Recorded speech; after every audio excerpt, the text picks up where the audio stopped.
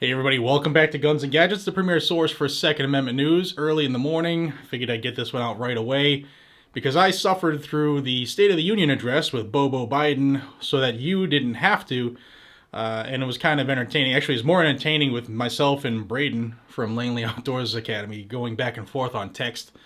We were trying to figure out how many times he was going to whisper and how many times he would fumble.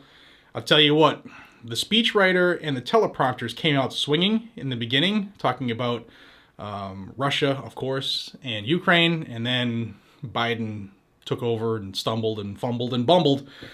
But there were a couple things that I just wanted to address because there were three highlights for me that enraged me. And those things were very telling. If you've been following along, they're very telling, and it's been a pendulum swing in the approach of this current ultra-leftist, ultra-liberal Democrat Party, borderline Marxist.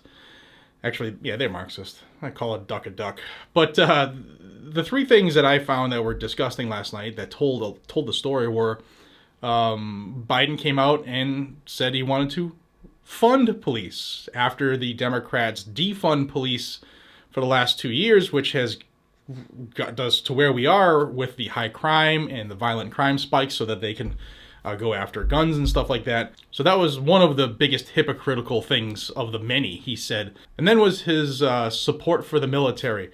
Shout out to Lauren Boebert for shouting out about the 13 lives that were lost as a direct result of his fumble in Afghanistan. That was great.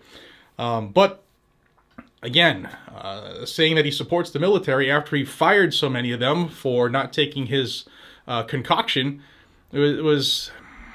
that made me maybe say a few things at the TV last night. And I'm sure those of you who watch who are in that scenario, in that situation, probably were disgusted as well. And then the third one for me was literally an hour after the president's team praised the people of Ukraine for taking up arms in defense of themselves and their country. He came out and attacked our right to do so here. That's right.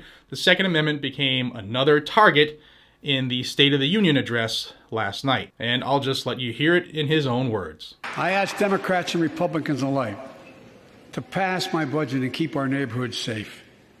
And we'll do everything in my power to crack down on gun trafficking of ghost guns that you can buy online, assemble at home, no serial numbers, can't be traced. I ask Congress to pass proven measures to reduce gun violence. Pass universal background checks. Why should anyone on the terrorist list be able to purchase a weapon? Why? Why? And folks, ban assault weapons with high-capacity magazines that hold up to 100 rounds. You think the deer are wearing Kevlar vests? Look, repeal the liability shield that makes gun manufacturers the only industry in America that can't be sued. The only one. Imagine had we done that with the tobacco manufacturers. These laws don't infringe on the Second Amendment. They save lives. Now, if you've been following along with Joe Biden, it's the same thing over and over and over again that he says, like, newsflash, you old bat, you old senile geezer. The Second Amendment has zero to do with deer hunting. Just like the Ukrainian people are not taking up arms to hunt Kodiak bear or deer. It's just, this guy is such a hypocrite, but this is a game we've all been watching our whole lives.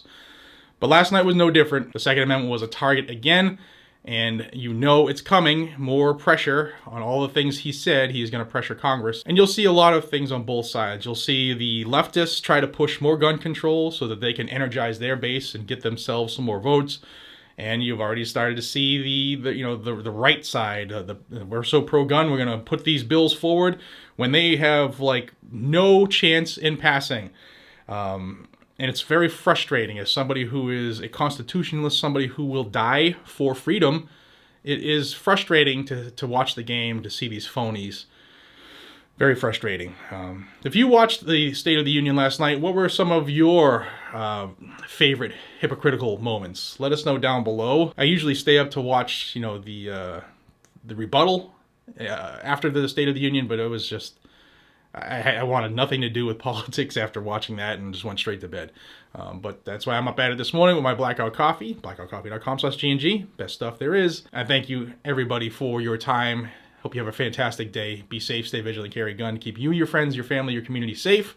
And it's not for deer hunting. Take care, y'all.